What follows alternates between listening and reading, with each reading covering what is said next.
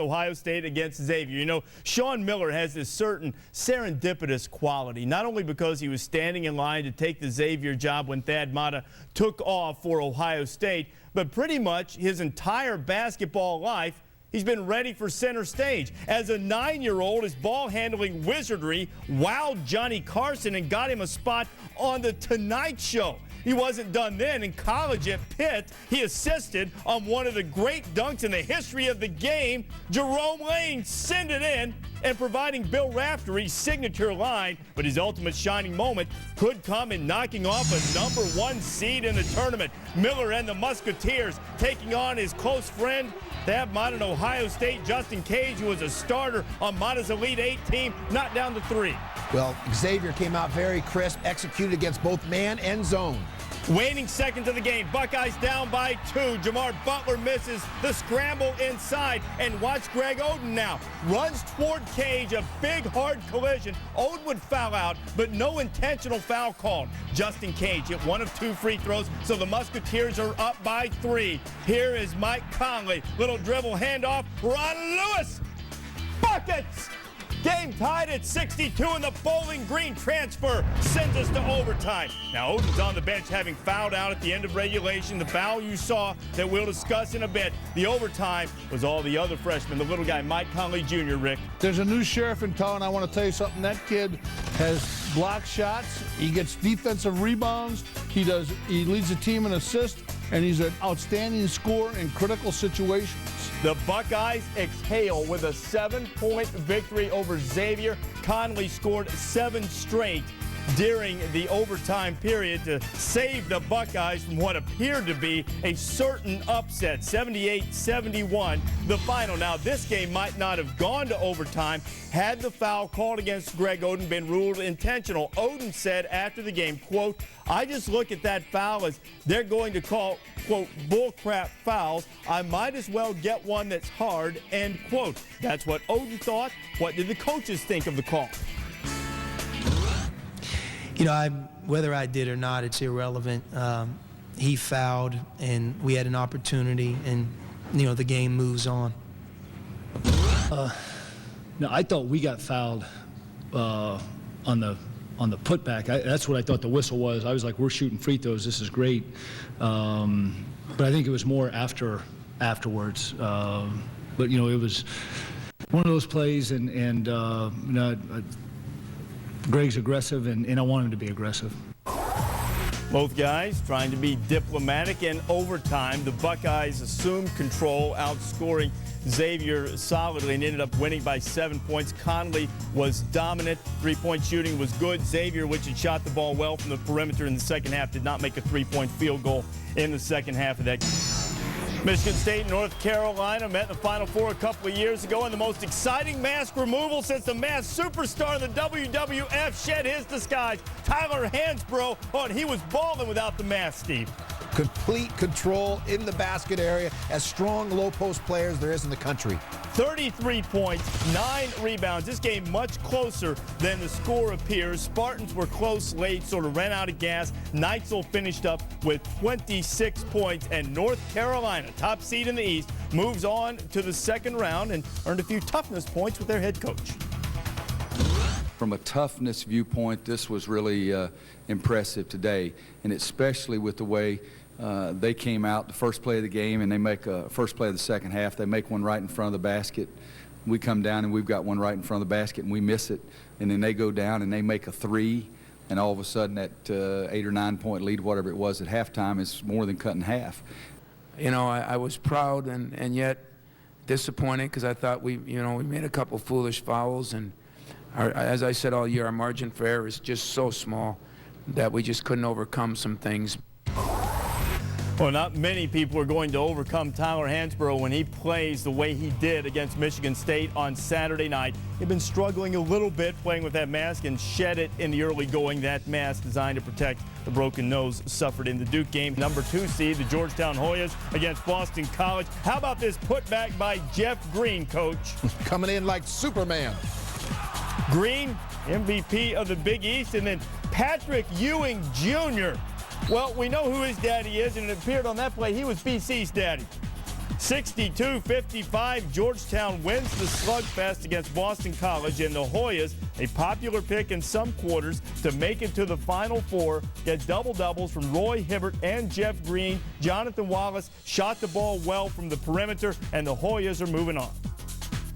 Obviously, any win this time of year is a good win, but that's a very good win against a very good team, you know, particularly how the game played out where, you know, there was a lot we had to figure out and stick together and kind of work our way through what they were doing to us, and our guys did a good job of not getting rattled and just staying with it, and it's good to move on. It's really good to move on. We can come up with those loose balls. And that's what you need, especially in the game when you're outmatched with the size. You have to get the loose balls. You have to get the hustle plays, and camp a little short. It's a big win for us. You know, we're moving on. You know, and their season is done. So I feel like just a big win for us. You know, we get to move on and keep playing. Green and Hibbert took control of the game in the second half. They combined for 22 points and 18 rebounds and blocked 5 shots along the way. The second chance points, offensive boards, very important in Georgetown's victory over BC. 3 seed Washington State taking on the 6 seed Vanderbilt. This thing was a classic. Pick it up in double overtime, under a minute to go. Wazoo down by 5.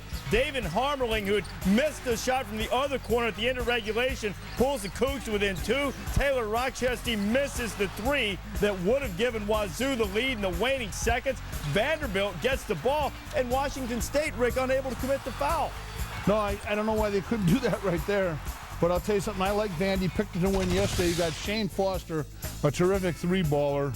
You've got Byers, who when the coaches pick you as the MVP of the league, and he showed it today in a couple special situations with block shots. He had the 2 most critical blocks of the game today. He locked guys up defensively in addition to being an outstanding scorer. And there is no better producer than Alex Gordon.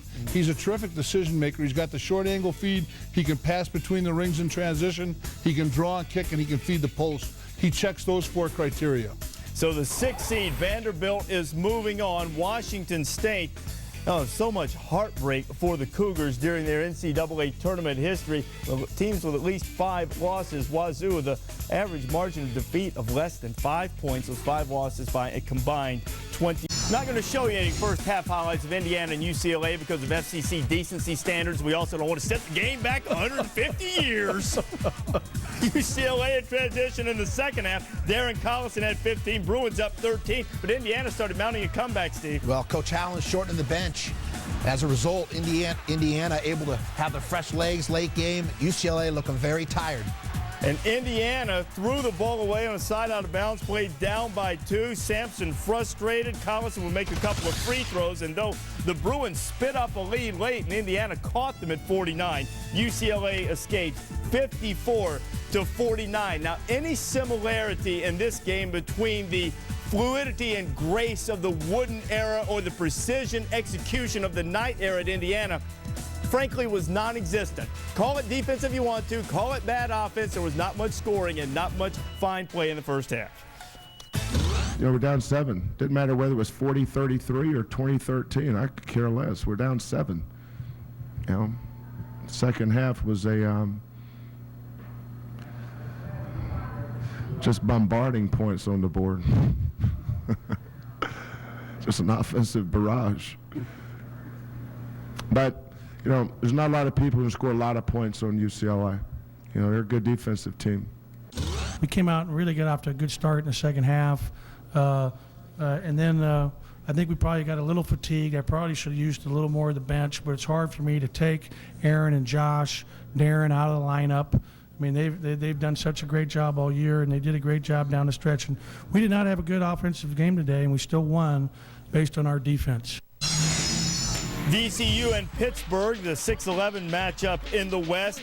Pitt one time had a 19-point lead, and B.A. Walker of VCU tied it at 67. 2 ticks to go. Levance Fields, he's a 77% free throw shooter, and he threw up a couple of medicine balls. It clanked off the rim. Fields would throw his headband away in disgust. We'd go to overtime. Fields hit a big 3, and so too did Ronald Ramon. Pittsburgh up by 7, but still VCU had a shot.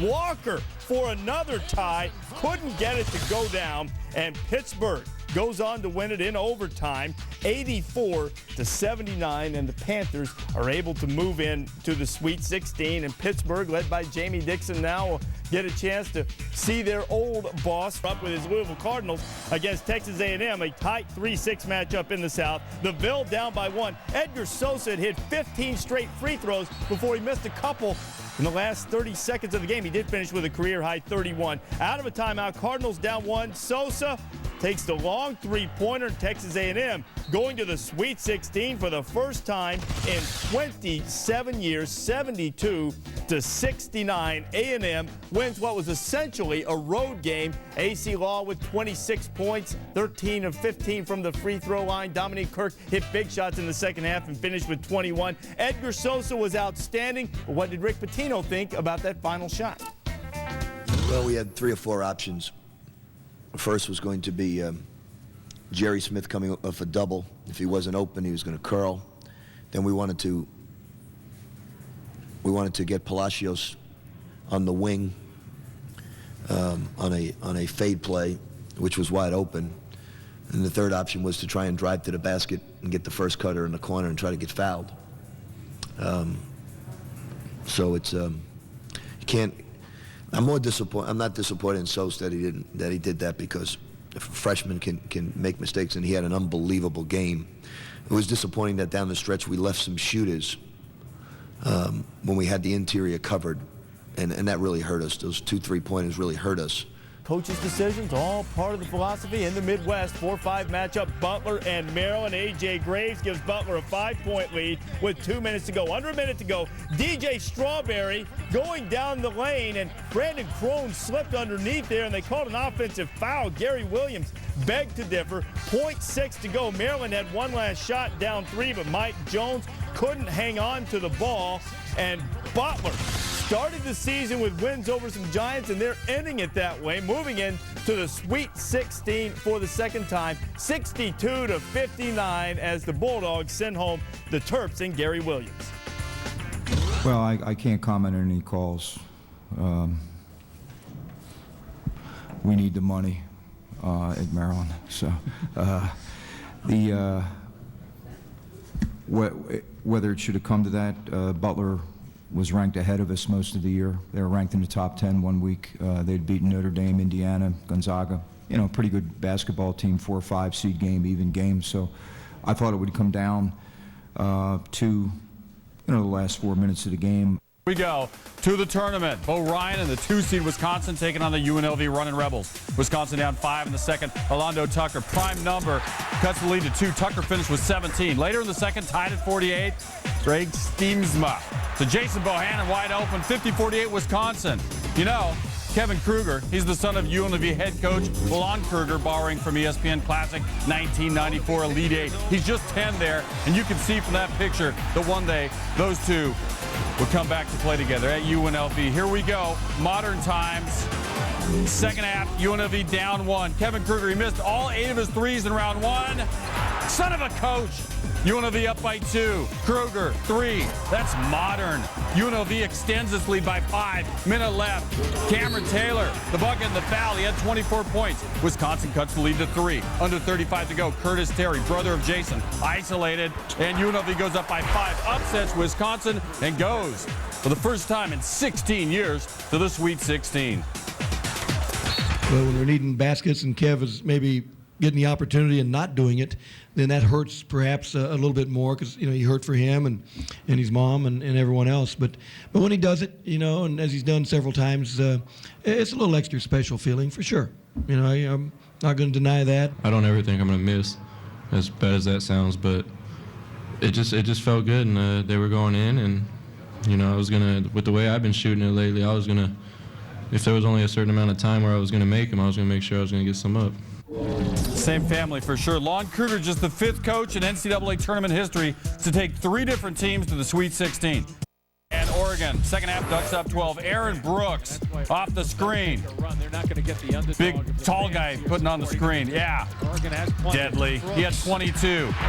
Oregon wins. Quick game. Kids these days. They got it over. So UNLV and Oregon meet up next for just the third time ever. UNLV clearly has the momentum, having beaten the Ducks in 1976 by 11 points. Nation, Kevin Durant, 4th seed Texas against the best team maybe that nobody knows about, 5th seed Southern Cal. First half, Durant double team. Get at me, son.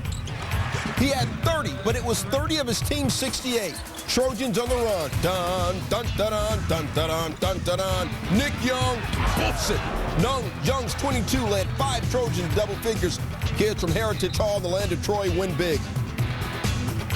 I thought the first 10 minutes were critical, and that's where we did our best job on him, those 10 minutes, and we were able to get a little confidence. Hey, Kevin, can you talk a little bit about your thought process and how you'll go about making a decision about whether to come back or not? I mean, I don't think that's an appropriate question right now. I'm just worried about this team and where we could be next year as a team, but I mean, I don't really think that's an appropriate question. He's only a freshman. A lot of people think he'll be the top pick in the NBA draft. Longhorns dominated the Trojans on Sunday. Seed Tennessee, 4th seed Virginia, second half. Fouls up 2, shot clock running down. Juwan Smith launches the 3, went to the Bank of America, called up Stephanie and opened up an account. He had 16 points. Under 20 left, Virginia down 4. Holla! Sean Singletary's 3 puts the Cavaliers down only 1. He had 19 points. Just 6 seconds left. Virginia down 3. Singletary. Decent look. Can't hit the last second 3 to tie. Tennessee on to the Sweet 16, 77-74 over Virginia. Now let's hear from the man who once painted his chest orange during a women's game. It's unbelievable after the first round to find yourself sitting there with only 32 teams who are playing for a national championship. And you feel so fortunate. And to know that after the weekend, only 16 teams are left.